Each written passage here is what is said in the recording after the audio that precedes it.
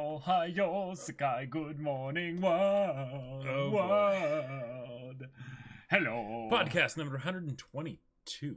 122. That's right. Good morning world. Hello, Good everybody. morning world indeed. And Yes. as you can see, Jacob and I are in our proper attire. Yep, that's right. The uneducated and uncultured normie, and him, the filthy degenerate weeb. Caleb, you really need to get one of these shirts. I already have one of those shirts. Oh, that's right. Yeah. So don't wear it that much. so- It's very satisfying to wear. So, this shirt. like, if we both wore them, we would get, like, maybe a party bonus or something like that. Something like that. Yeah. It is so satisfying. Like, I was at the grocery store at one point, and two people in the grocery store that were employees were like, "What are you doing Get with out." that shirt? Like you're a terrible person." And I was like, I know. It's just the biggest smile on my face. It was wonderful. Yes, Yeah. yes, indeed. Mhm. It's beautiful, beautiful. But anyways, podcast. Podcast time. Hello, everybody. How We're y'all? talking about how y'all episodic doing? stories.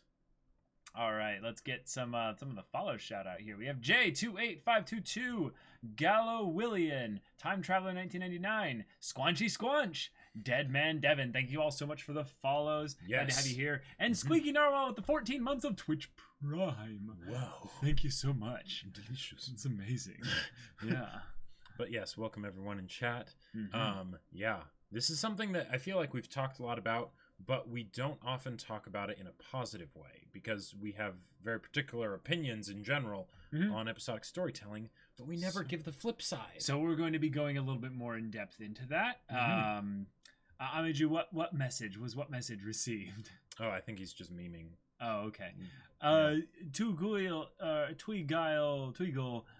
Caleb, on last week's podcast, you asked for examples of characters with arcs consisting of flaws that develop into more flaws. I don't know if you're watching it, since I know you're not a huge fan of live action TV, but I think this describes Tony Soprano from The Sopranos. I know of The Sopranos, so that'll be a good one for me to check out. And I have not seen it, so very cool stuff.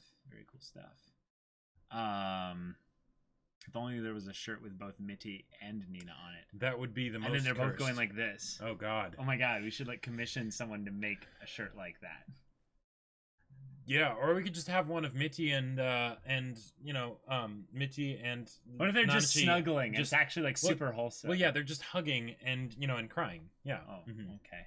Or yeah, you do Okay. that where they're crying and then there's a glowing like laser in the background. For sure. Is this a Gintama discussion? No, we have not Indeed seen not. Gintama, so Mhm. that will not be Yep. discussed. Yes. Oh, right. You told me your encounter with Jacob's screen confidently watching Miro Tights. Yes, Yep. yes. It was. Oh, yeah. It was, Yeah, it that's was right. cool. I He watched was it- enjoying it. Well, quite frankly, I feel like it was something that I should have watched a long time ago because the amount of time that I spent not watching it and being like, I should watch that at some point, kind of built it up a bit too much in my mind. Whereas if I had just sort of watched it and been like, yeah, that was fun, Gotcha. But yeah. For sure. Yeah, I appreciate that too, Eagle. On the topic, Ronson32, when I first watched Bebop, those first few episodes were a huge barrier to me. Sure. Yes, and Yep. we're going to be actually going into the idea of how the modern scene of anime has shifted away from episodic storytelling. Indeed. And where in some ways it's actually held on to episodic storytelling. Mhm. So that'll be something that we'll discuss Right. here But as before well. we get too far into it, Yes. VIP shout out. VIP patron shout out to Sezzy. Sezzy, thank you so much for the support. It means a lot.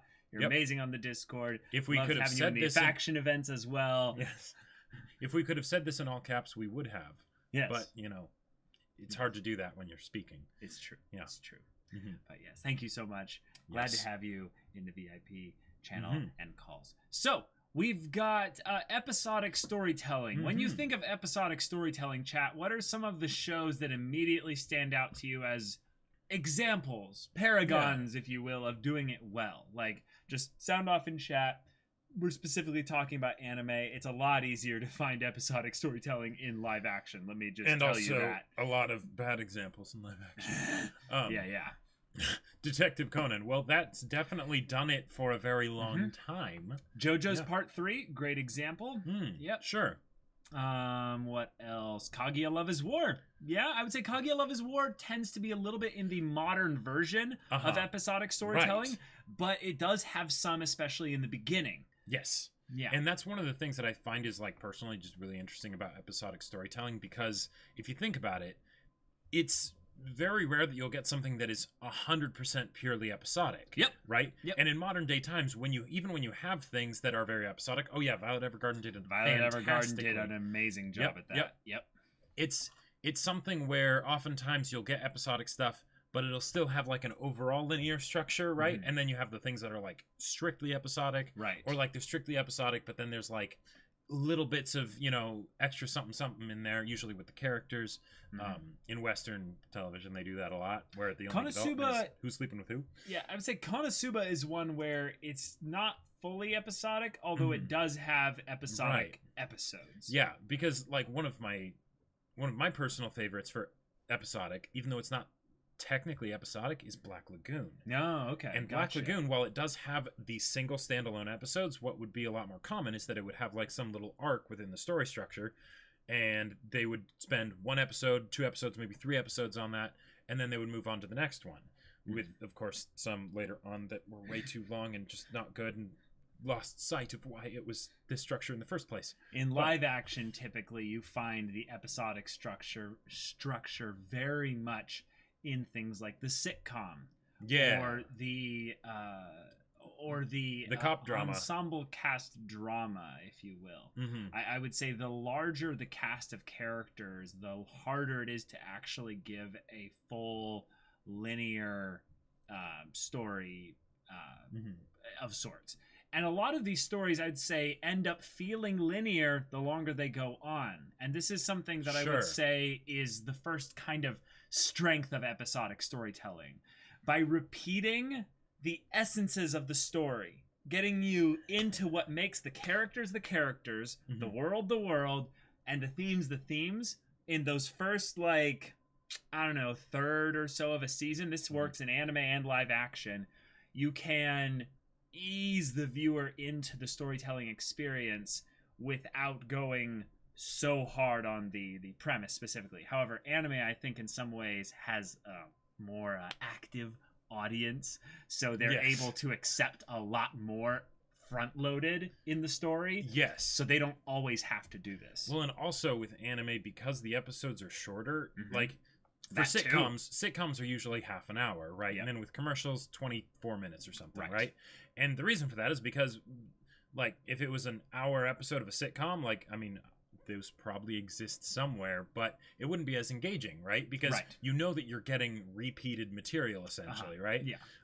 And that's one of the reasons why I hate cop dramas, is because usually they're an hour or 45 minutes, and a lot of the time in that is just rehashing the same basic plot. Yeah. Right? And that's something that we'll bring up rather quickly, is what do we mean when we say episodic storytelling, where the overwhelming majority of it, story-wise, is self-contained within the episode or episodes, meaning like an example would be JoJo's Part 3. Usually they do two-parters, but then everything within that story is more or less self-contained and doesn't have any grand effect on the overarching narrative. Yeah, and in something like JoJo's, it's more something where they wanted it to be, you know, a 45-minute episode, right? Yeah. Rather than just a 22-minute or 24-minute episode, but, you know.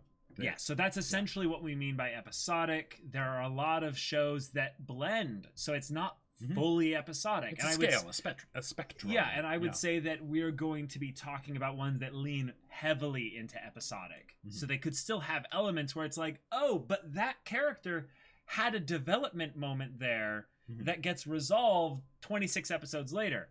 I will tell you, though, that usually the more episodic it is, the less that was planned initially. That was just something where they're like, oh, we left that open a little bit because we know that at some point we'd like to revisit it. But as to what it means, we kind of just figured that out as we went along. Well, I'm going to play a little bit of devil's advocate here. I came up with a list of a bunch of shows that I wanted to talk about here. There were actually a couple that I forgot. Violet Evergarden was one of them. But the one, I think the main one that really surprised me early on as far as how it handled its episodic nature was Toradora. Because when I first watched Toradora, I thought it was pretty episodic, right? You know, you have your new like situation that they're in the way they try and get the attention of the people that they like and all that stuff. And then over the course of the show, it became more linear, right? Yep. You could see how they were growing, and that was very much a thing that was happening over the course of time. But the individual plots within each episode were very self-contained, right? They didn't really carry over from one to the other more than the 1 or 2 episodes, right? This also is something that's very helpful to do if your characters are ones where they're established and developed very early on. They don't need to change too much, because then you can kind of just have them repeat. Yep. And then you end up getting more focus on the premise of the plot. Like Ronson mentioned, Death Parade. That was a great example of that. Yep. Death Parade didn't really become linear until like the last 3 episodes of the show. Yeah, and in fact, probably one of the ways that I personally would have maybe liked it to have added, I would have liked it to add a little bit more linearness in there, which, given the kind of show that it is kind of tough to do, because I'm not going to spoil it, but it's a very particular premise. Yeah. Yeah. So this focus in the beginning of a show, so an example of this is Cowboy Bebop. Someone mentioned that earlier. It's that the first few episodes of Cowboy Bebop are there to establish what is the Bebop, where are the characters, what is this world, and who's the crew, what kind of story can you expect on an episode by episode basis with this show. And a lot of people, myself included, when we were told to watch Cowboy Bebop years later after it had been out for a long time, they're like, start with episode 5. Right. And then if you like it, go back and then restart from the beginning. Yeah. Because you get a lot more main story, big character stuff happening in that bit there. And yet, you know, if you go back and watch it, you know, just linearly from the beginning, I don't know, you get a little bit more of that charm of understanding that there's a lot of slice of life elements in right, because Cowboy Bebop only really focused on like the main plot like every like 5 episodes or so, right? And they might, you know, do it for a couple episodes at a time, but it really did nail that slice of life feeling with the characters. And one of the reasons personally why I think that might have been a thing is because of when the time it came out, there wasn't streaming, right? Like that wasn't a thing you could do. So like when you have the strictly episodic stories, a lot of the times it's because you might not have seen the previous episode, and in case you didn't, we're going to basically make the show as a whole be a bunch of mini stories, so that way if you miss a few of them, that's okay. They all tend to focus on the same themes, the same character interactions and things like that, so you can, even if you only get say 65% of the show, you still got a complete experience, right? And that's also why there was probably a lot more of those previously, you know, on this show, because, well, if you missed the episode, you missed the episode. I remember a lot of people telling me this was their experience with Avatar: The Last Airbender. Avatar: The Last Airbender is not, you know, necessarily an anime, but it is, you know, very anime inspired. And one of the things that the earliest parts of, I would say the majority of the first season was really episodic. There were very few moments where it wasn't we go to a new location, and the characters learn a new lesson, and Zuko then chases them out of the location, and then we move on to the next one there. They are going on a linear journey across the world so that Aang can, you know, learn more bending stuff before the comet comes. But the actual story beats are very, very episodic. And yet, I would say in a lot of ways that's probably where I would say we're going to transition into what makes this a spectrum rather than a hard episodic or versus linear, and that is you can do a lot, especially in nowadays style of episodic, with blending your episodic storytelling with those elements that work rather well for linear storytelling rather than episodic. Yeah, and like, so I'm gonna do something dangerous and try and make a statement about a show that I know almost nothing about. I'm guessing in the case of say Detective Conan, because it has gone on for so long, there probably isn't too much that changes from episode to episode, right? It's very much like, okay, what's the new thing, right? Because if it were to change too much, then over the course of the 1,200 episodes or however many it has, it'd be a completely unrecognizable show, right? Whereas with something like, say, Avatar: The Last Airbender, because, okay, we're only going to be running for, you know, 65 episodes, we can afford to have a lot more things change over the course of time, right? Gotcha. Yeah. Yeah. One of my personal favorite examples of episodic storytelling that's actually really recent is this wonderful, cute little show called Sweetness and Lightning. Some of you may have heard me mention this before. Caleb, I know you haven't seen it, so I won't go into any spoilers. For but sure. As far as the general story structure, it's incredibly episodic, and yet I loved it because it would split the episode actually into two different things, where it would have the episodic nature of sort of the plot episodic aspects, right? So if, say, in a cop drama, the plot is the murder, right? They would have that be in a dedicated one half of the episode, right? And it would usually be, and it wouldn't even be like done in parallel usually. It'd be like you have 12 minutes at the beginning or at the end that's the what is this thing that we're doing this week, right? And then the other half is okay doing it. Well no, then the other half would be all right, now let's continue this little story of the characters, right? And there wouldn't even be too much carryover from that, but it's just new angles and facets of the way that they deal with a common problem. And I loved it. It was wonderful. It didn't do anything super spectacular. There was no crazy, like build up and things like that. It was just this wonderful thing that I could look forward to every week to just sort of relax and, take a breather and be introspective a little bit. Right, and that's a good point. When we're saying episodic, we're not necessarily meaning that it's something where it has to fit all in one episode. I guess a way to put it would be the difference between an arc and I would say just a couple episodes that end up being a self-contained story is that usually the arc gets referenced back to, like, multiple times still. Like, a lot. And and a mini little 2-episode, 3-episode arc of sorts, if it's truly episodic, it will almost never get mentioned back to itself there, because it was a self-contained specific thing. The other thing that I would say is that oftentimes arc have this connotation of you don't know necessarily how long it's going to last. Right? With episodic, it doesn't necessarily have to be a single episode, right? It can be 2 episodes. Like that's one of the reasons why I would say that in the case of, say, JoJo's Part 3, that I would describe as being a lot more episodic than something like, say, Black Lagoon, where there is at least some variance in, like, the amount of episodes that they put into each little mini arc or whatever. Because if you think about it, the reason that episodic exists, or just that general structure within stories, is to bring focus, right? You repeat something in order to show that it's important and to let the audience basically slowly digest what you're giving them, right? And really just so that they know this is the kind of story they're getting into, right?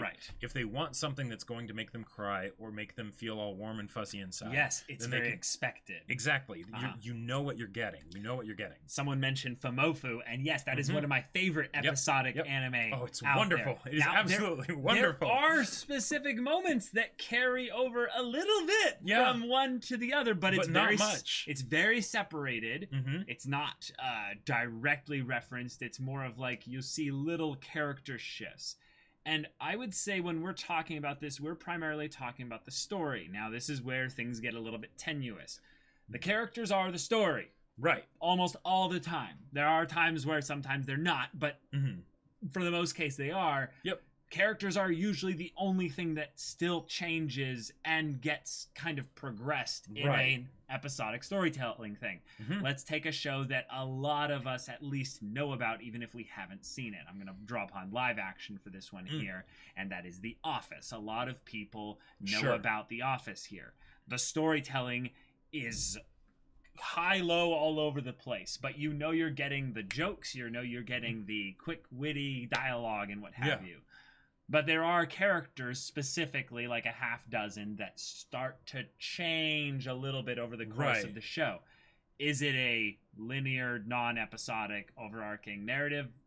Not really. It has a blend in specific parts, but there are instances of that in anime where I would say they probably tug on the linear storytelling bit for specific characters.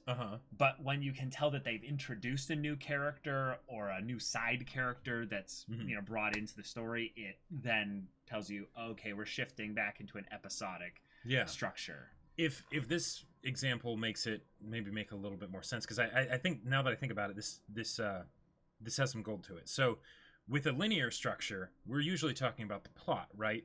And if, say, you're watching some thriller, right, where you're following characters through some very complicated, involved problems that they're dealing with, right? If you miss an episode of that and you come in later, you're going to definitely be thrown for a loop, right? Yep. You will know that there is the absence there, right? And you'll be like, what happened? And you could still maybe keep going and sort of be like, all right, I understand where they are now. I'll pick it up pretty quickly. Right. The narrative flow is broken. Yep. With characters, there's usually a bit more leeway because people are fluid, right? Yeah. They're not static. So if you have something like, say, like Toradora, for instance, right? Because when I watched Toradora, I was blown away that when I looked at where the characters began and ended, it was so utterly different.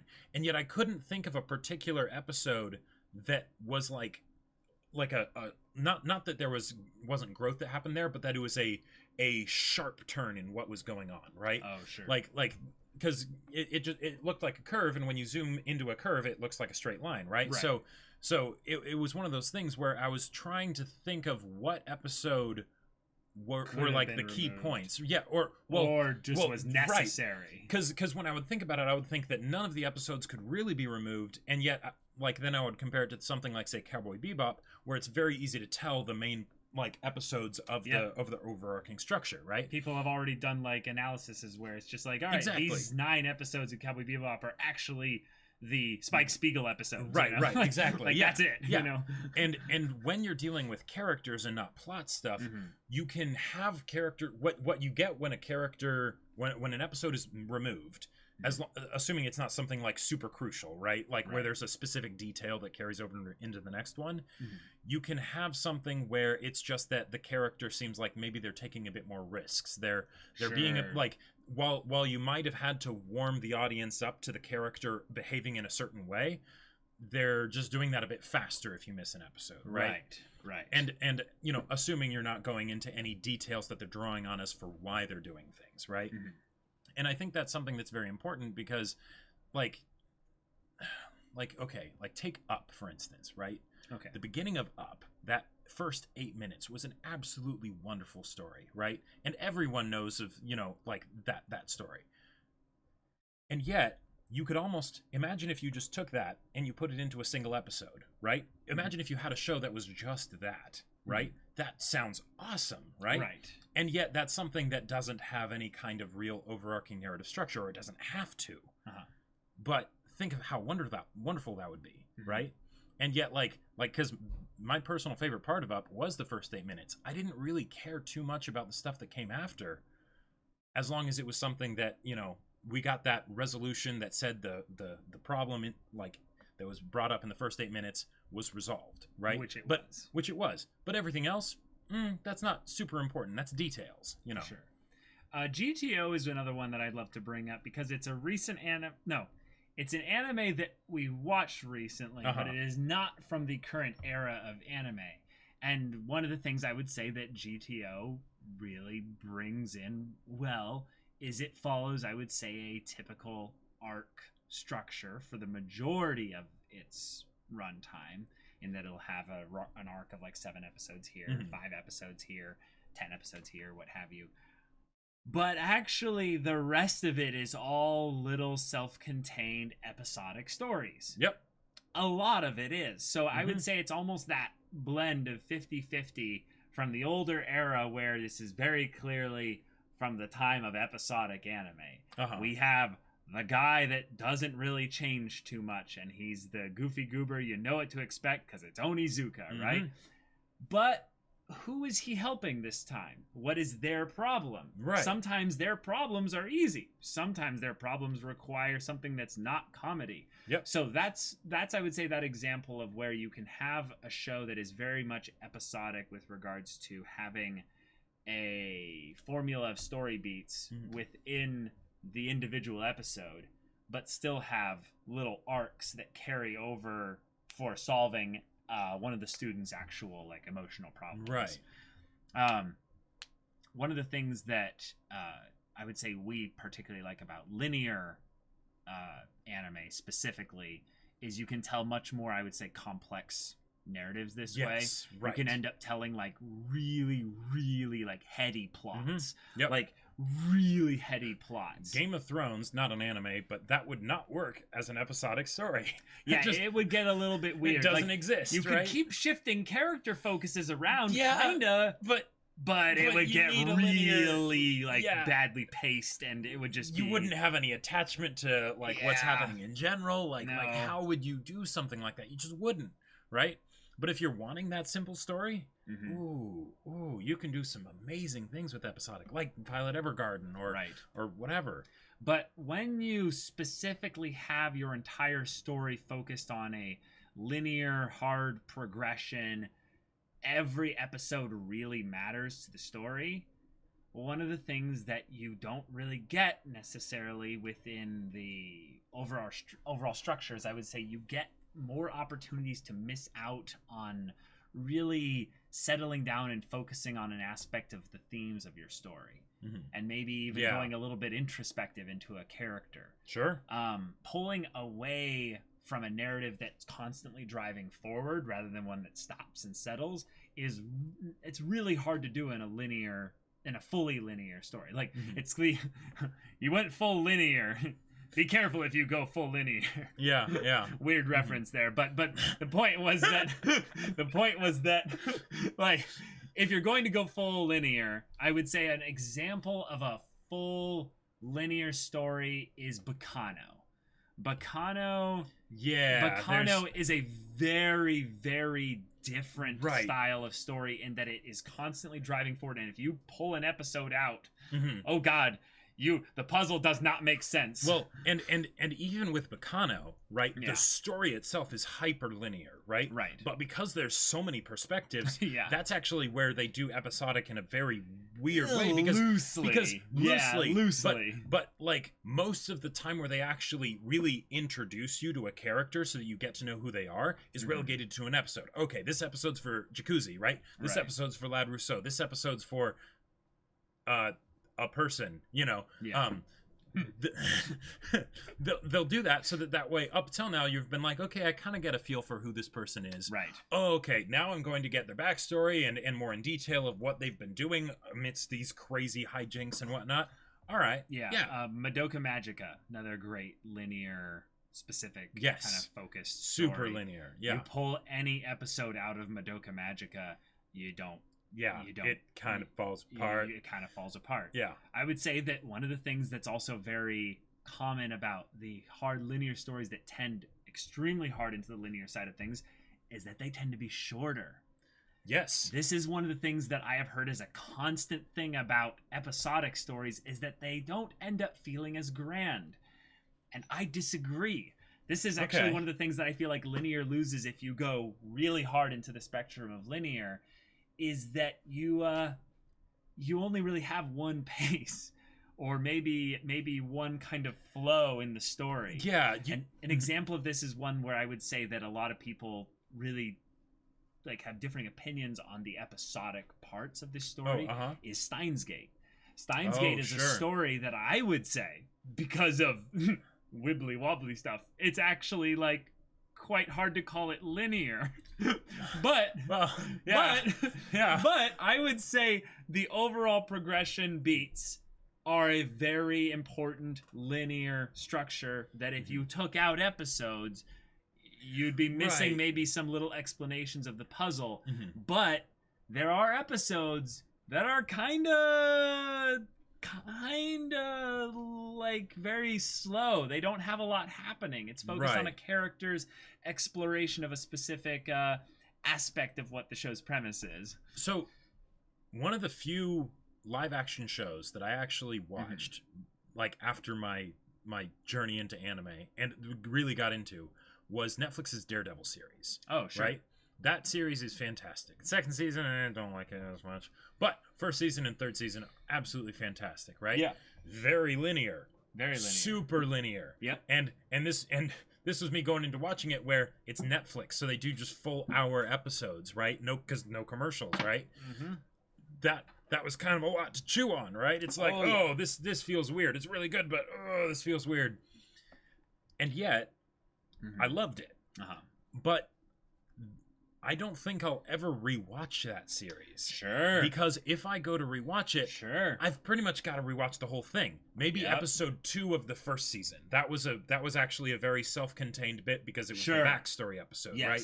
And backstory is often a thing of where you can get away with doing an episodic story that has very huge ramifications on the... Yeah, because you basically just interrupt the linear to tell this little story, and there you go, right? And oftentimes... it provides context. Yep.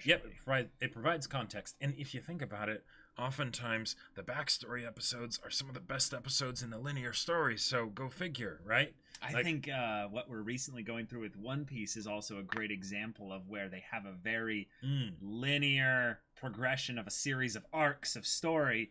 Right. And yet they'll hard stop sometimes in the middle of the episode, so to speak, to give ourselves a little bit of a self-contained, context-enriching backstory bit. And we're like, oh, here come the black pages. Here we go. We're getting backstory. Yeah. It ends up being some of the best stuff.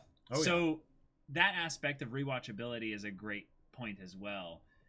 What are those shows that you guys in chat, you specifically go back and you rewatch individual episodes of? And I would guess that very few of them tend hard into the linear side of things. They're probably 50-50 blends, or they lean really hard towards episodic. Like, it's that spectrum. Well, while other people in chat are answering, I'll just say Famofu and Haruhi are 2 of my most rewatched series. Sure. Right? And it's not definitely Famofu. Yeah, and it's not the show as a whole, right? It's but I've seen the spaceship episode of of Haruhi like 15 times, right? Like I love that episode, right? Of course, your favorite character goes ham in that episode. Yeah. And Famofu, I'll probably end up watching most of the show when I go back to rewatch Famofu, but it's usually because there'll be that one episode that I want to see, like, oh, I need to see the finale. I need to see, fifth period hotspot, right? Like, I need to see that again. Okay, so we have One Piece, Gintama, Evergarden episode 10. Episode 10. Yeah. Konosuba. Ouran High School Host Club. I don't know if that's episodic or linear. Avatar, Konosuba, Kaguya-sama. Yep. Never single episodes, but Hunter x Hunter 2011 over 20 times. Oh, wow. And the Monogatari series 4 times. Okay. That's actually a really, go for it. So, Monogatari series, this is also another example of it where I feel like it was on that cusp of the transition out of episodic for most stories, right? But it did kind of the similar thing to like Black Lagoon and what a bunch of other shows were doing at the time, which was doing arcs, right? And they're clearly defined enough that they'll even have separate names and whatnot and stuff as if they're different series entirely, right? Yeah. And they'll use that as the way to be like, okay, now we're dealing with this character. We're going through their story. It's going to be awesome. You're going to love it, right? And then we're going to go on to the next one. Because I feel like with linear stories, a lot of the times, the overall story can end up getting kind of bloated. Because you're working with so many episodes, you don't necessarily need to make sure that every little bit of time is used effectively. But if you're doing like a little mini arc, then you want to make sure that's lean, right? That there's no wasted space, and it can make it incredibly engaging.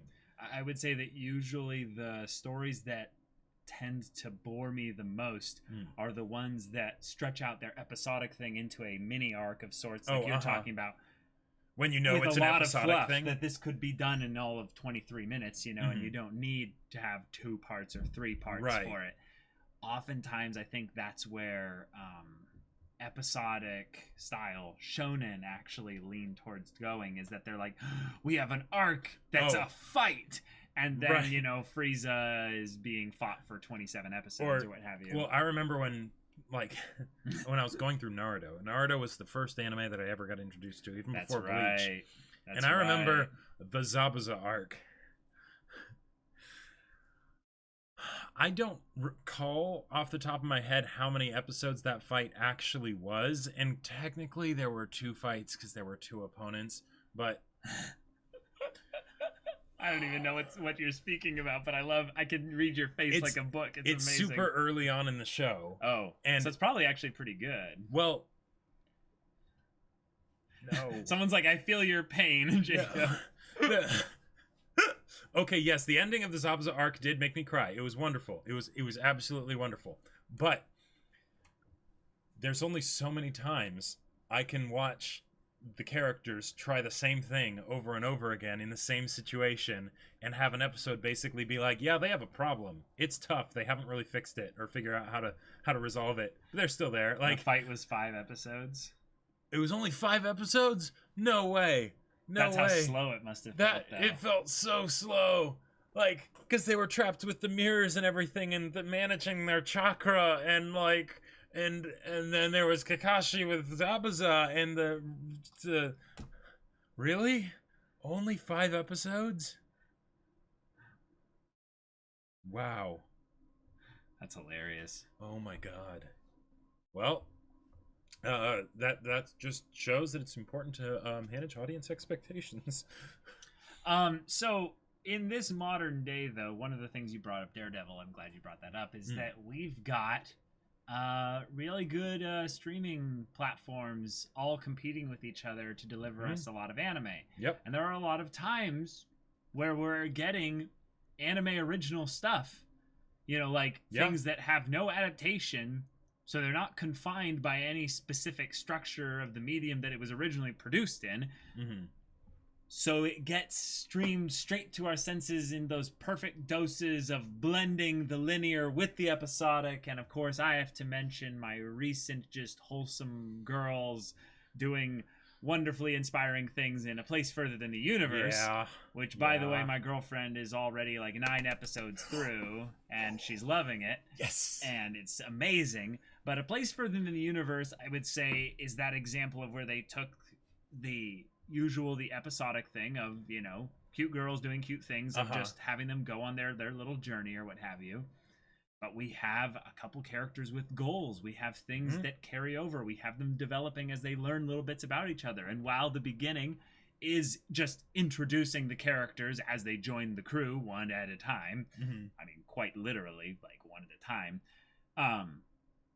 the best part about, I would say, A Place Further in the Universe is once you think that you're doing an episodic story, as there's a little premise of, oh no, someone lost their passport, or we're in this really cool location and we're gonna be here for a little bit.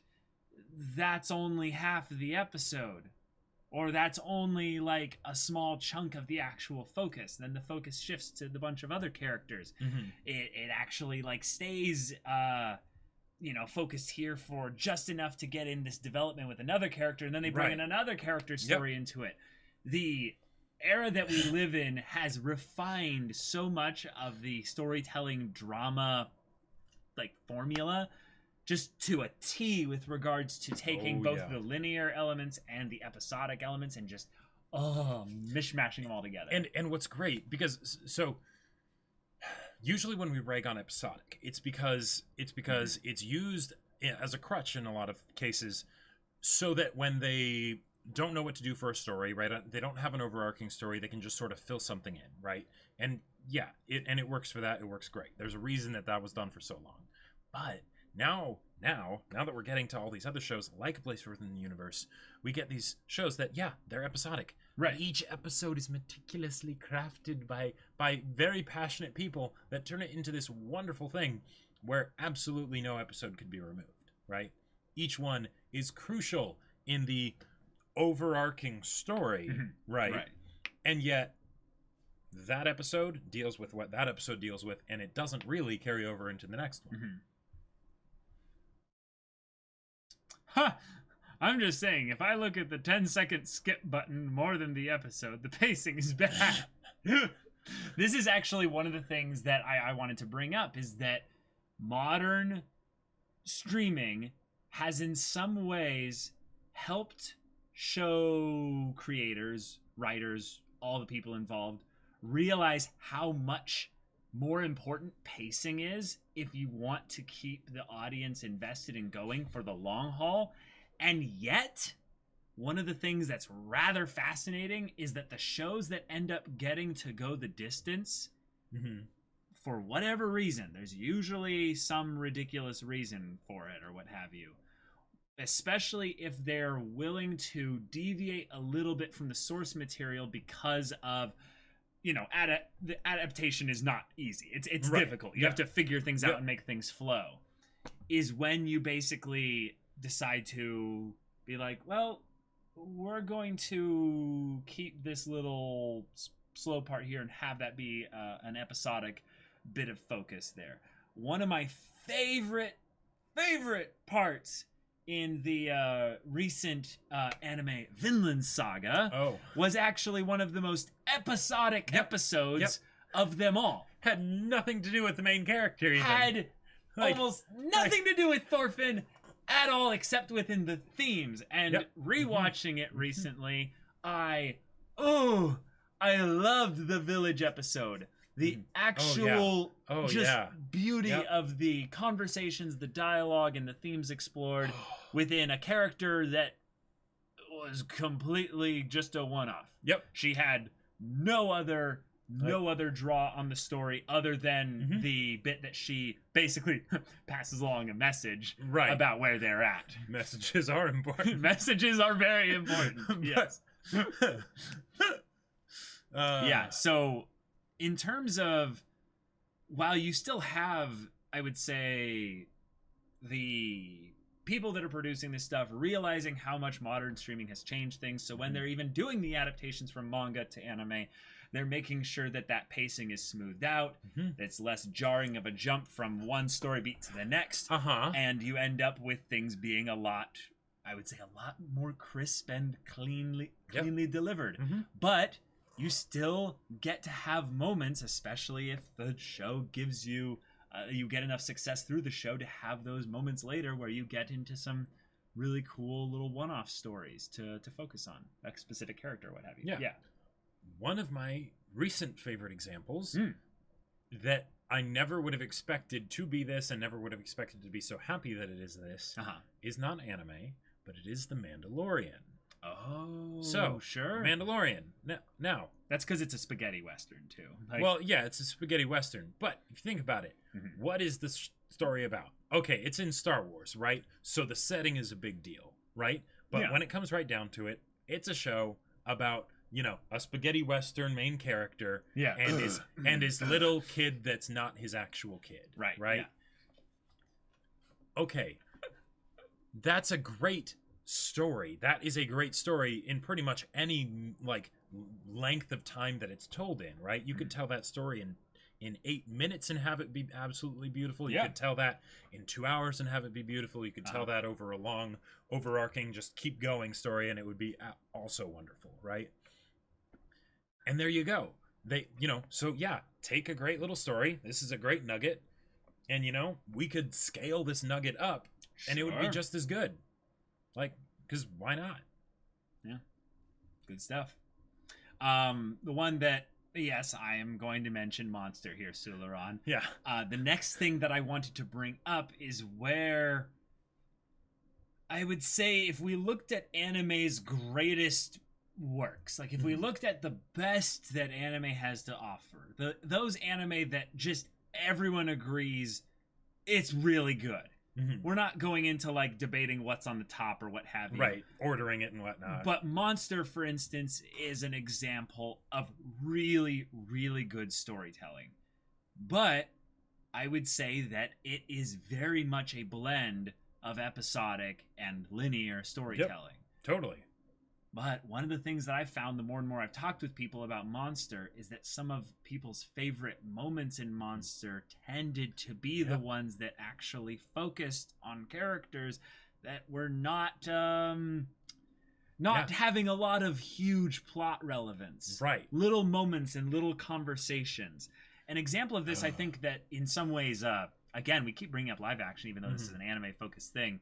But a lot of times when an actor is being given the opportunity to flex their acting chops, they give them a monologue, because then they can focus in and give a lot of effort to that specific thing so that they can capture the whole scene and it's focused on one person, so you can really observe their acting ability and see if it's really good.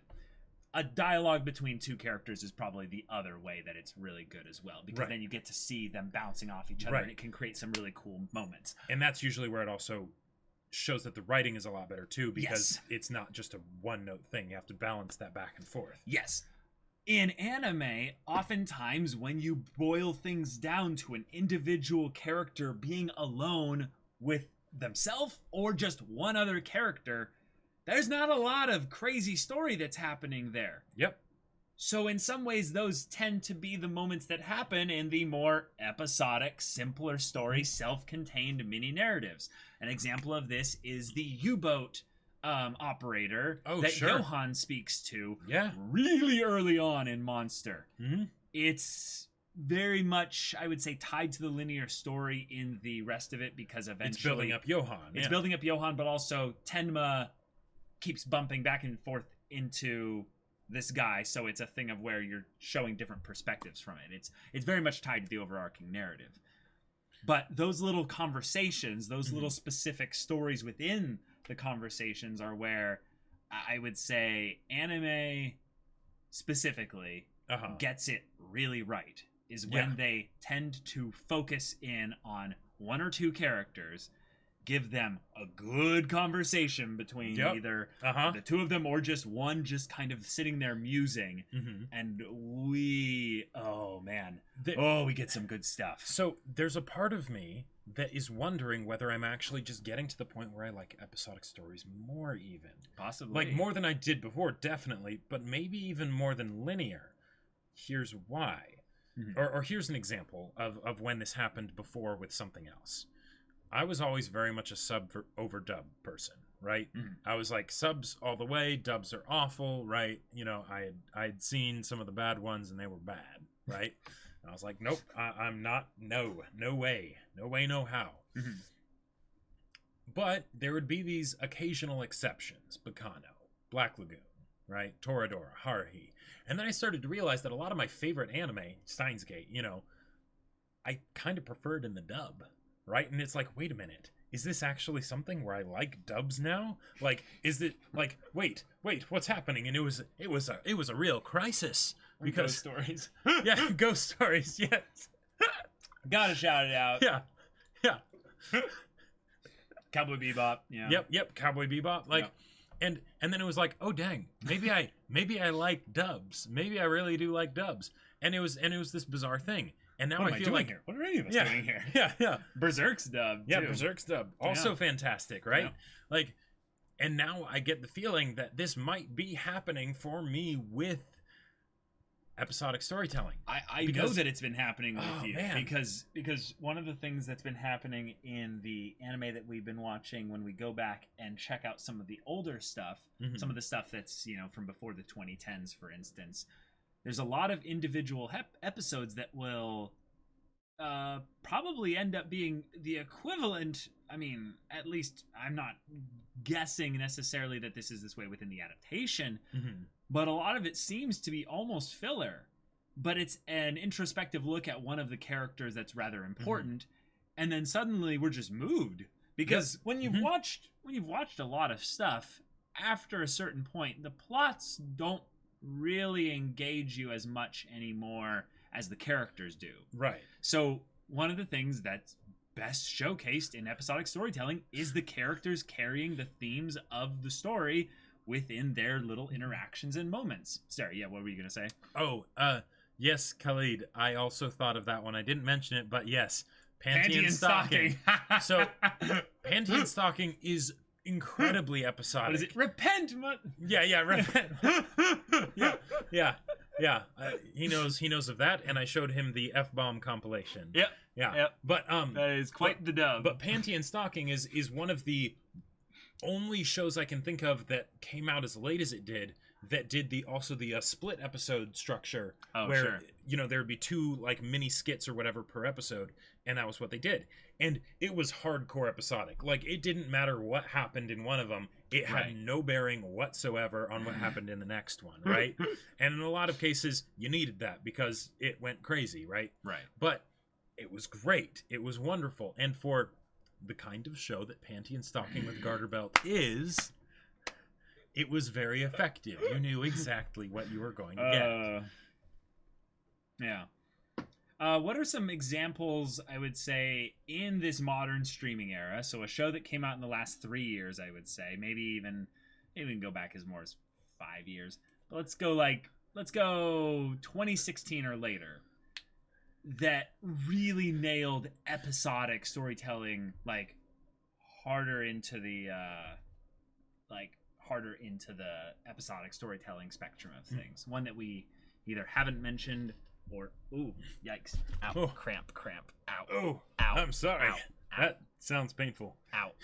Trashokan, you like Steins Gate better in the dub? You son of a bitch! Ow! Well, okay, but Ow! Ow! Oh, dang! Ah! All right, well, Caleb is having some technical difficulties right now. All right. Ow! Yeah, you can listen to his suffering, but oh man, oh jeez. Ow! Jacob, make out with Joseph Pad. No, he's still here. He hasn't actually left the room. God, I know I did that it. last time, but that was only when he was gone. Oh, that hurt. It still hurts. Oh, do you need water? I have water. Okay. Ah! Streaming is a dangerous job. This must be the work of every Stan. Yeah, Charlie Horse. Yep. Mm. Oh, I gotta punch my... Press F to laugh at old man Caleb. No, see what it is I think I went to Frisbee today, Mm-hmm. and I didn't stretch as much afterwards. Ooh. Well, okay. No. All right. That whole Steins Gate thing. Okay. The sub for Steins Gate is fantastic, and Mamoru Miyano does an amazing job. But the dub is also just wonderful. Like, it's so good. God, this and is J. an Michael Charlie Tatum. Horse. This is an actual Charlie horse. Okay, all right. So Ow. Caleb's just going to be gone for the rest of the podcast, and it's just Ow. going to be me. Oh. Because he's gone, this also allows me to go into one of my other favorite shows that we can talk about, Domestic Girlfriend. Domestic Girlfriend also has an episodic plot. Now, the thing is, I wouldn't necessarily say that the episodic nature of Domestic Girlfriend adds to it, because it introduces all these other girls that you don't care about quite as much. See, your brain can only process one source of pain at a time. I'm trying to help you. But one of the things that I will say is that in Domestic Girlfriend, because it has such an episodic nature with the whole harem aspect and everything, and it holds to it very tightly, and it does a great job of owning that style, when it does surprise you with those things that deviate from that structure, it just draws even more attention to it in some really fantastic ways. Like, for instance, in this actually made it into the show. It was that good. Even though the show was an awful adaptation, it was so awful. Like, it cut out whole arcs. It was garbage. Read the manga. But episode 5, I believe it was. Back, you bastard. Episode 5. Ow! God. Episode 5 that introduced Momo was a super episodic episode within the context of the anime, because they cut out all the stuff from the manga. Because once you had her introduction and you had her story for that episode, you never really saw her again in the show. And yet, to this day, that is one of my favorite, if not my favorite, episodes from the series itself. Okay. Hurry, Jacob, before Caleb gets back. Momo. No, see. I lived. And bastard. And one of the characters that was a side character from one of the episodic stories, even though largely all the main plot stuff is very linear, was such a fan favorite. Think about that. That is a testament to the power of episodic storytelling. Okay, that's enough Domestic Girlfriend for now, Caleb. Don't worry. God, that was painful. Comey. Ow. Yes, I still need to massage my leg. Comey is another great example of episodic. Caleb, Comey is super episodic, right? And yet it is wonderful. Because what makes it good? It sticks to a T, and it's amazing. Caleb should do more stretching. Well, okay. So I played against a guy today who is quite younger, quite more athletic than me. And the only thing I had on him is, cunning and technique. But he was killing me. He's killing me today on the Frisbee field. And I had multiple moments where I jumped and landed, I'd say, rather not painfully, but like awkwardly. Mm-hmm. So I think I should have stretched because of that. And yeah, I raced home so I could get back here for the stream and stuff on time. But no, I didn't get injured. I didn't get injured. Shoot, if you tell me I actually look 30, like, you're lying. I look maybe like a little fat at points, but like you do have a lot more of the baby face. I have a baby face, like, ridiculous bit. That's some nonsense. Here's right another there. thing that I will establish as one of the reasons why Domestic Girlfriend, especially in the manga, is very good. Some of the worst parts of Domestic Girlfriend is when it deviates from the episodic material, right? Because in the episodic stuff, Kay is able to tell some heartfelt stories, like, pretty much back to back, and it's great. Some aren't as good as others, but when you have the linear structure parts of the story, like the longer ones that aren't as good, nah. Get back to that goodness. Anyways, yeah. So we were talking about the benefits of episodic storytelling. Yeah, and I was saying that Domestic Girlfriend is actually a great example where the episodic stuff is some of the best parts of the show. The Momo episode. Well, Momo is an example of it, but basically all that stuff was pretty much cut out from the manga to the anime, like when they did the adaptation. Okay. Yeah. All right. Yeah, so I want to go back to Monster if we can, because I got sidetracked when the Charlie horse hit me. That's fine. One of the things that Monster does specifically, I would say rather well, is that the characters that you're following are ones that are, for the most part, I would say, kind of driving the plot as it goes. Yeah. But the ones that actually communicate the main themes of the story tend not to be the most main characters, if you will. The main characters are there to drive the plot, and then there are a lot of side characters that in some ways kind of reactively trail around behind the main characters as they forge the path. Johan and Tenma being the primary examples of this, and then kind of Anna as well.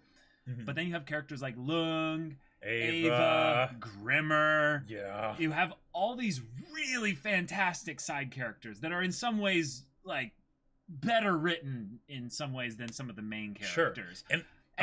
And the way that they communicate the themes of exploring humanity, having to make tough decisions, having to live with themselves, having already made decisions that left them with consequences, and then regaining their humanity in the midst of making those decisions, it's some of the best stuff that Monster has to offer. But the times that they usually explore that for those side characters is in a self-contained episodic narrative structure.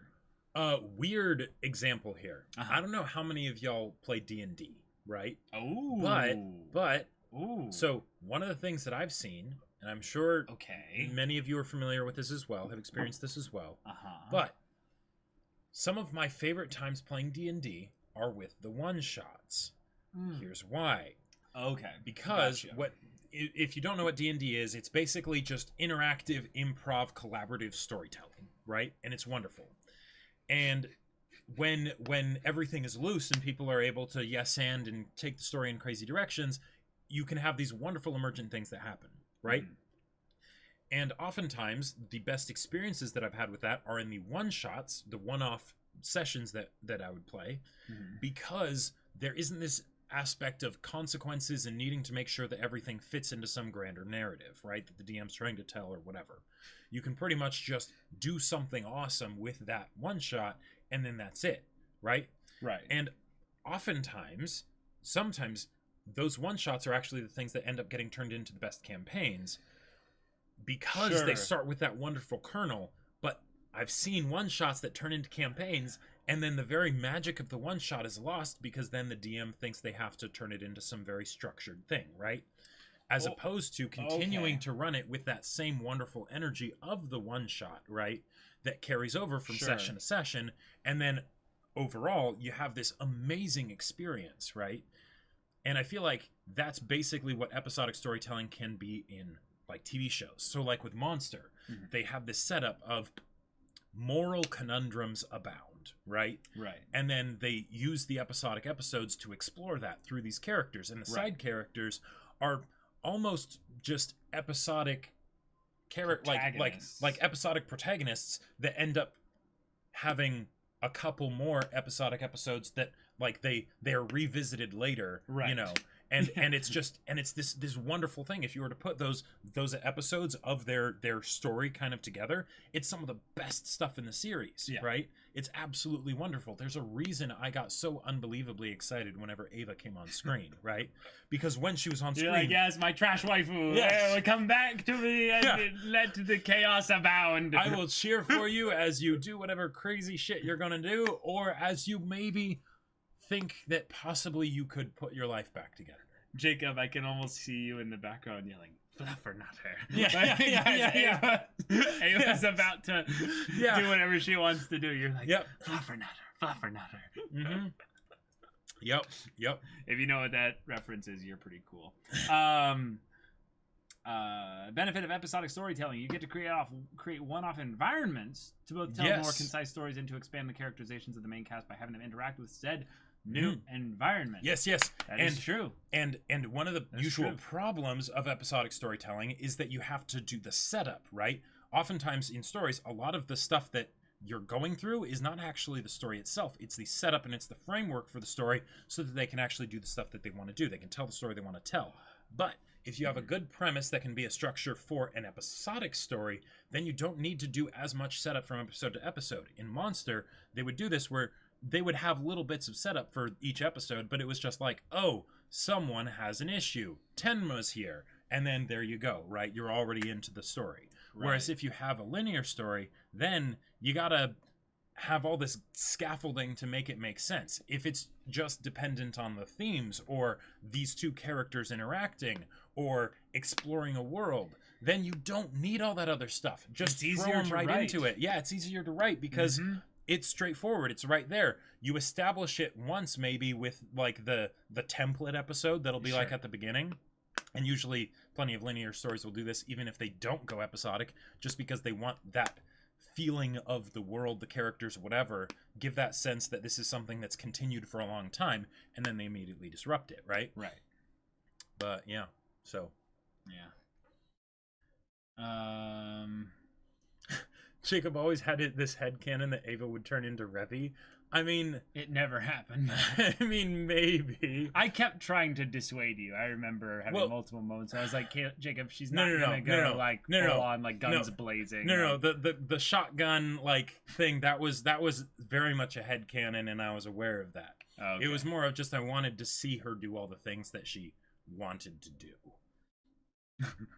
But yeah. What about March comes in like a lion? I mean, these are not really episodic episodes, but more like episodic 5 to 10 minutes in which we get insight to a new character. So I would say for March comes in like a lion, it is linear overall, but the thing is that it's kind of episodic in the sense that it is atmospheric, right? Well, like the character definitely grows, but it's something where there isn't some bounds really of an overarching story for it. There's the shogi. Well, there's the story within the characters. Yeah. So episodic probably isn't quite the right term. Yeah. But it achieves a similar effect because there isn't much of a plot to it. When they go into the shogi arcs, that's usually actually my least favorite parts of the story, right? Because it goes into more of a linear this, right? Now there's still arcs to it though, because I can't really in good conscience give the label of I can't in good conscience give any label of episodic anything. Yeah, March that's comes true. in like a lion, because March comes in like a lion is written so in tight with the main character of Ray's Ray's struggle being basically the whole story. There's very little moments that deviate from that. There's points where we go a little bit more in depth with a member of the Kawamoto family.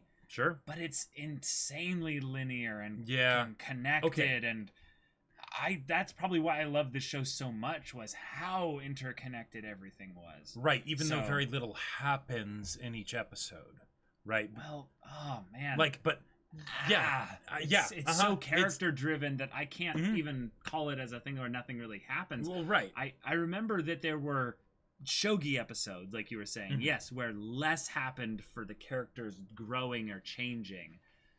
But yeah, I think Right. what it would be is, that's kind of what the person was saying, is they would have 5 to 10 minutes, they would focus on a character that we didn't necessarily expect was going to be focused on. It was like the older shogi club member, Sure. master, he was like a 9th dan or something like that.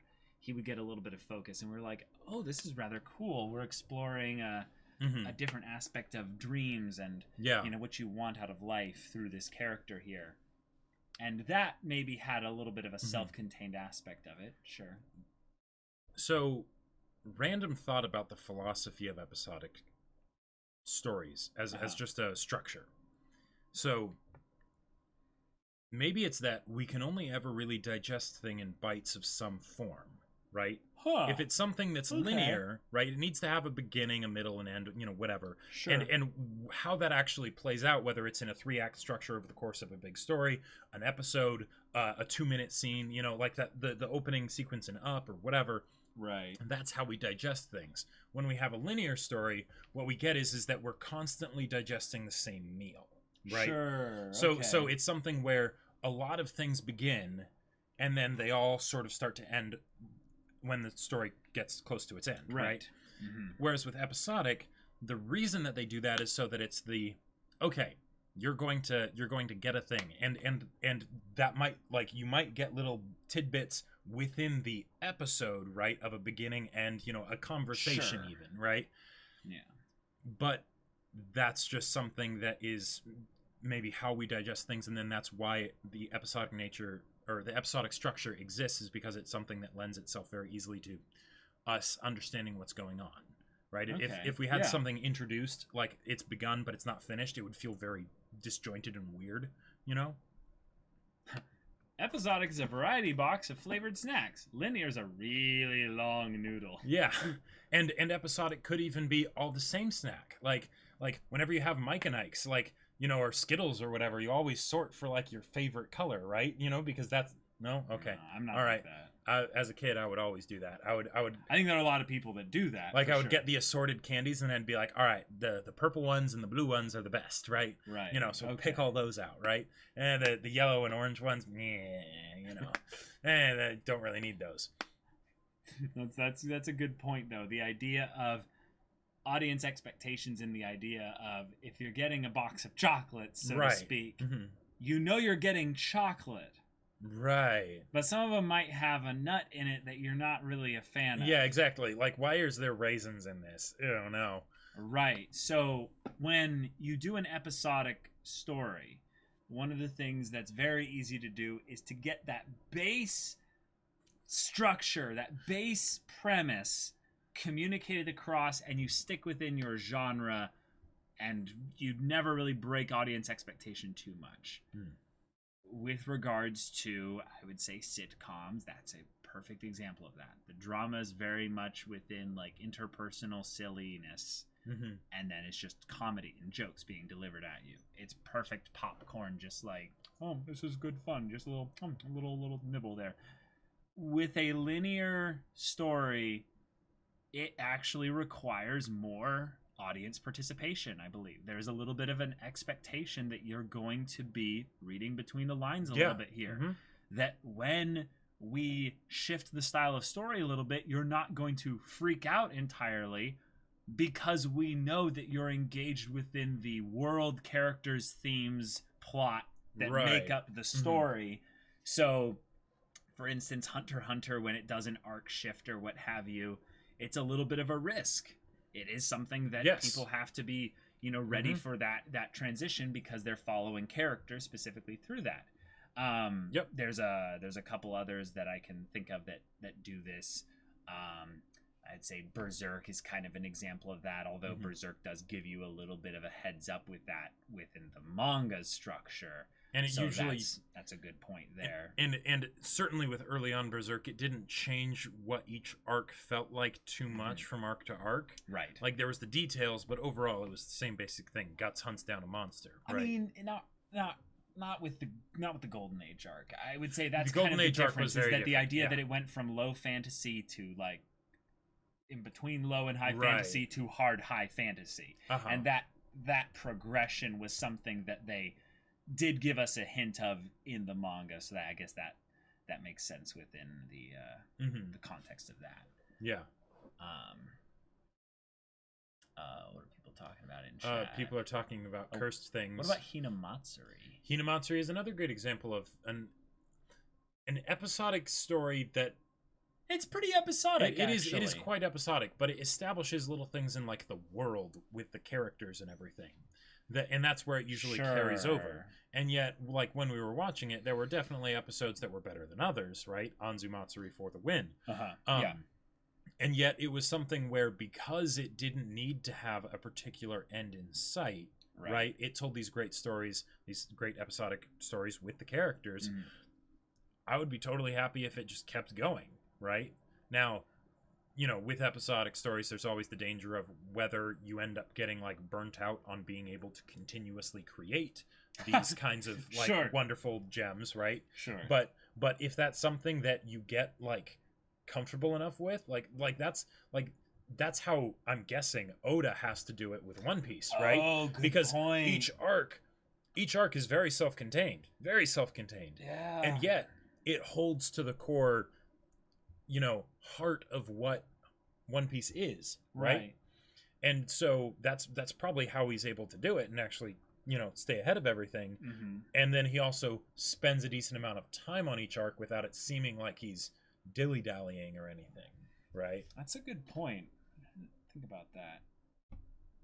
One Punch Man is in a little bit of a unique situation, because I would say it's more episodic for sure. Yeah. But the thing is, I've only watched the first season, so I don't know like what, if anything, like continues in that structure in the story. And also, I would say One Punch Man is one of those stories that, because it's a parody and because it has that aspect of it being, I would say kind of a parody, it is very episodic when it's episodic. And when it's trying to be linear, it's hard to take it seriously, because you don't know actually whether or not this is something that has, you know, grand consequence or what have you. One of my favorite overarching little moments within the course of the story is, you know, Moomin Rider. Moomin Rider is a character that they slowly introduce you to with a steady trickle over the course of the first season of One Punch Man. And you kind of get the gist of him, and he is a gag character when he's introduced. He's not really showcased with any kind of seriousness. And then the Sea King happened. And that is probably my favorite One Punch Man moment. Oh, it's by definitely and large. Mine. Yeah. And I absolutely just loved that part. Oh, yeah. And yet, I don't know if they'll ever actually like bring up anything with that ever again. Yeah. And it wasn't because they built up anything with Moomin Rider in the past that it made it so much more impactful. It was really just self-contained within, I think, those 2 episodes. It was 2 episodes. Right. Like, you knew that Moomin Rider existed, and you knew what kind of person he was. But even then, you didn't really know that much about him. But you could have had it something where you don't know anything about him, and then maybe just do a little ditty of like, this is who he is, kind of a thing, you know? Yeah. And that would be perfect, right? And have him still be the one that's, you know, goes in when all the other heroes are toast. Yeah. I feel like episodic stories are like a bunch of, when they have the overarching linear aspects, is that it's like they're a bunch of like dotted lines, right? And because of that, you don't have to worry about each thing connecting to the next, so you have a lot more freedom, right? It's not quite as easy to track with the overarching stuff until you know over short periods of time, so you need to be a lot more patient with it, right? But compared to, like, say, a linear story where you're doing a continuous line. Like, I don't know about you, but my hands are unsteady as hell, and if I try and draw a steady line, it's not going to look good, right?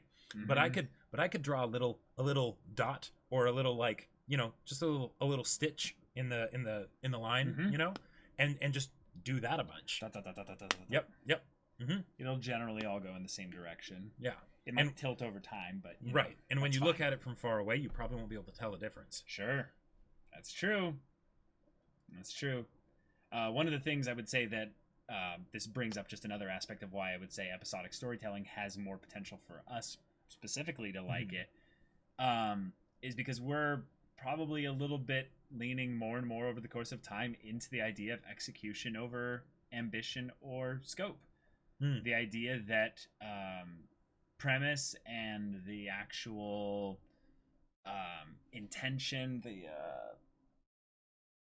the actual idea of what it is less important now, and it's more of just executing upon the idea. So having something that's simpler, having something that leans a little bit more into the the straightforward story, but executed really well, I don't know, I'd say that those ones can end up being a little bit more, not necessarily memorable, but more emotionally cathartic. So something. Yes, My Neighbor Seki, or Tanara no Seki-kun, is wonderful. What is that one? It's I showed you like an episode or two of it. It's super episodic. It's where they're in the classroom and the one kid is on, the back left corner, and he's like goofing off during class and doing the really elaborate things to goof off. Yes, no, I went and watched like the whole first season of that. That was hilarious. Yeah, it's great. Yeah. It's great. Super episodic. Super episodic. Yeah. No, that was fantastic. I watched the whole first season of that. Are there 2 seasons? I think there's just one. Yeah, then I think I watched all of it. Mm-hmm. Yeah, that was wonderful. That was so good. Wasn't that stress of the anime? I mean, for some OCD people, for sure. Like, for one character. Yeah. For one character. See, if you find out what kind of person you are when you watch that, because if you're laughing constantly with the whole setup, whereas if you're like, oh my god, you're just like, this like stresses me out, then yeah, that's actually quite fascinating. Yeah. Mm-hmm. I didn't know that would be like a stressful thing. I'm just watching it being like, this is so funny. I love how emotionally invested she gets in his hijinks. Yeah. It's wonderful. Yeah, it's wonderful. Yeah. I was definitely like, what a chat. Yeah, how quickly he puts everything away. Like, yeah, it's the perfect kind of anime type thing. This is something I've actually wondered a little bit about JoJo's. JoJo's, I think, has moved towards the linear blend of episodic more recently. But this is all based on material that came out a long time ago. Sure. So I'm actually kind of curious if Araki is like a little bit like leaning into episodic, because I'm just trying to figure out how it would be structured in a manga. Because as far as I know, the adaptations of JoJo's are utilizing a good chunk of their manga counterpart for every episode. So it's not one where they're having to draw out things unnecessarily. Well, so, okay. In part 1 and part 2, it was pretty linear, right? It was definitely linear, right? There were different segments of it, but it does feel like that he tended into the linear bit because he was telling a more concise story, a simpler story. Right. And then with part 3, he introduces stands. And he changes that to being episodic. Yep. But then as because it goes he wanted to tell the around the world in 180 days or whatever. Exactly. Yeah. The anime. Yeah.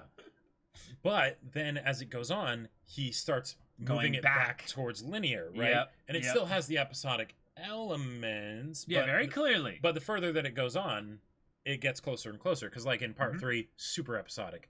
Part 4, it has very episodic episodes in definitely there. Episodic, but it has a bunch of linear stuff in there too. I would say it's more linear in part 4, primarily because of how quickly things deviate away from the school shenanigans. Yeah, I would say once Kira's introduced, it's a lot more linear. But before that, it was super episodic. But then, and then part 5, with where we're at in part 5, it definitely has the, okay, here's where you fight a stand user, moments, right? And yet, overall, it feels incredibly linear. It's like a soft linear, I would say. Yeah. Like, it's very much got the episodic bit, like, I would say, primarily running through it. But it's like, instead of it being with part 4, where it was very much, this is episodic, this is linear, it's like, okay, let's blend it, and it's about 60% episodic, maybe 65% episodic, and about 35% linear. And then I'm just wondering, like, what kind of progression would you have naturally as this this keeps going. So yeah, who knows? Part 5 is very Stardust Crusaders. Well, yes, and but no, and no. Like I am with you, but it's more Stardust Crusaders Part 2 of Part 3. The second, the second season of Part 3. Sure. The episodes like 39 to 48, basically. Those episodes, yeah. Maybe it's because he changes his storytelling from Discovery episodic to outline linear. Did he actually do that though? I definitely think that he still uses a little bit of the Discovery stuff with regards to how he implements the stands. Oh, definitely. Like yeah. Definitely. Oh yeah. Like maybe with regards to designing a stand ability and then putting it into the story, like, okay, here, right, and then here, and then here. I would say the way the stand battles tie into each 5. other is a lot more outlined and linear and things like that. And then within it, he's like, okay, what am I going to do for the stand battle? Okay, I'm going to do this, and this, and it's going to be really creative in this particular way, and then it's going to resolve, and we'll go on to the next one. But yeah. Okay. Isn't Bake episodic? Yes, in that sort of like mini arc, like short form, but still right. And this is obviously taking Bake out of context of everything else. Oh yeah, if you put all the Monogatari parts together, it definitely gets linear. But that is a great point in that by themselves they are pretty episodic by themselves. Yeah. But they fit very nicely taking them by themselves. Almost because even though there's so many things tying into future and past arcs, because there's so much meat in every piece of Monogatari, it doesn't feel like, and it's not always clear of how things tie together. You're able to sort of take them out like one at a time. Yeah, in some ways, the better examples of the episodic ones are the characters that don't get the focus being dragged into other characters' arcs, for instance. So Senjigahara and Hanakawa have a little bit more bleed through into other characters' stuff. Right, whereas like Kanbaru or Sengoku and Tsukihi and Karin. Well, they're not in Bake. Oh, yeah. I'm talking about... right, for Bake specifically. Right, I'm talking about... Hachikuji. Hachikuji, thank you. My best girl. Yeah. She's... You've forgotten her already. But my brain stuttered. Good save. Yeah. Good save. Yeah. So I think we've gone a little bit off track with the podcast. That's probably a good time to end it then. Yeah. But like it was a pretty short podcast, but we got a lot talked about. Yeah, I think we covered it pretty well. Like any other closing thoughts on episodic stories and ways that they've maybe blown you away or anything like that? Yeah. Avatar: The Last Airbender had really good episodic parts that really went into characters. Zuko alone is still one of the best character-focused episodes I've seen. Yep. Very self-contained. However, incredibly self-contained. Did have 50% of the episode focused on the backstory that very much ties into future stuff. Right. Zuko alone was like an episode that basically preps for everything that comes after. Right. Right. It's the storm. Right, for one character in season 2, in book 2. Yeah, exactly. Yep, Zuko alone still hurts, Yeah, I would say that oftentimes those types of stories where they end up focusing a little bit of giving context. It is an episodic plot for the most part that instigates maybe the backstory or the contextual storytelling. Those tend to be my favorite ones because you have to go deep into a character in order to justify giving contextual storytelling. Yes. Using it for exposition is just not really Suleron, that is a great point. Jacob, I heard your Yakuza playthrough is very episodic, doing a bunch of side quests. I mean, I would say that's the main story. Maybe that is, again, an example of how I'm getting shifted more towards appreciating episodic stuff. And right now I'm on the Cabaret Club arc anyways, so, you know. Yeah. Ron-san, off-topic question. They're finishing Ippo soon. Will they watch all of it, including the 2 short movies? Yes. All of it. Mm-hmm. Yep. Leaves from the vine, falling so slow. Like I'm not singing anymore. fragile, tiny shells drifting in the foam. Little soldier boy, Caleb, come marching home. you don't have to. Okay. Brave soldier boy, come marching home. I would say that is the, anime equivalent of the first 8 minutes of Up, for showcasing the power of episodic storytelling. Yeah, it's this little self-contained bit. Yep, and it absolutely destroys us every time. Yep, right. And it gives us so much context for the characters and everything. And if for some reason we didn't already feel for Iroh, right, and how he cared about Zuko and everything before then, we sure as hell did after that. Not that it took that long. It certainly did not take that long. But, oh man. No, the only reason why someone's favorite character isn't Iroh is because their favorite character is Zuko, followed immediately by Iroh. Right. Which is, I think, this guy. Mm-hmm. Yep. Yeah. But, it's a good point. Battle Lines is very linear, actually. It is very linear. Yep. Indeed. In earlier drafts, it was a bit more episodic, but I changed that.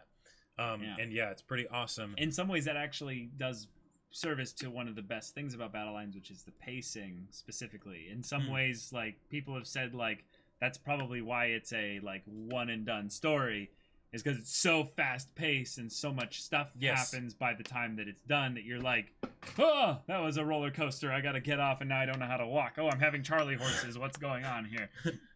Hopefully you won't get Charlie horses from reading Battle Lines. But if Caleb's suffering from that Charlie horse was something that you enjoyed, then show your support by getting some ordering Battle Lines. Some exclamation BL in your life. Yeah, exclamation BL. Get that BL.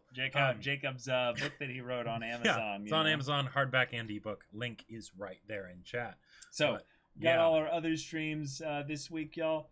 Obviously, this one on Monday, 3 p.m. Pacific Standard Time. All of our streams are at 3 p.m. Pacific Standard Time. Yes. Tuesday, we've got a One Piece manga read through where we do dramatic voices and have a lot of fun with the whole process. It's really ridiculous. We're in a pretty crazy part of the Skypiea arc, so yeah. And then we've got on Thursday Jacob's Yakuza 0 streams. More Cabaret Club, just goodness. Yes. And then on Friday, we've got some Nier Automata goodness and Nier Automata, whatever. Yeah, you guys saw the last stream if you were there. It's pretty good. It was pretty good. Caleb did something that I never would have expected him to do. He was like, Jacob, I think you might actually like Nier Automata more than The Witcher 3. And I was like, what? Because he has been showing The Witcher 3 to me like nonstop. So the fact that he actually said that surprises me. So, yeah. Just because Nier Automata does its unique little thing really well. And I was like, ooh, Jacob's tendencies tend to be more on this style of story. So maybe he doesn't mind not having as much choice, but having this part there. So I'm like, To be back muscle is too strong, exactly. Oh my, back muscles? No, stop it. Yeah. That's cheating. Y'all, see you in the next one. Leave a follow if you want to stay up to date to all of our streams. And, we'll see you later. But until then, we're Semblance of Sanity. I'm Caleb. I'm Jacob. And we'll see you all next time. Jacob Nier has a religion. Thigh religion. Oh my. You're not wrong, actually. Oh boy. I think I've seen more of The Witcher on Looted Works than actual gameplay. I think you've seen more of The Witcher on Looted Works. Why doesn't that surprise me, Amaju? Why doesn't Pretty it surprise sure me? Nier is also an extremely looted work as well. I believe so. Yeah, that sounds People about telling right. me that, I think. Mm-hmm. Yeah. Yep. Hopefully your Charlie horse isn't episodic. Yeah, that that is definitely something that is hoped. Yeah, that would be awesome. Yep. Oh my gosh. Wow. All right, y'all. Maybe some way you can showcase the power of linear storytelling in 5 seconds with regards to battle lines. Oh, yes. Well, so in battle lines, one of the reasons that I chose linear is because at the very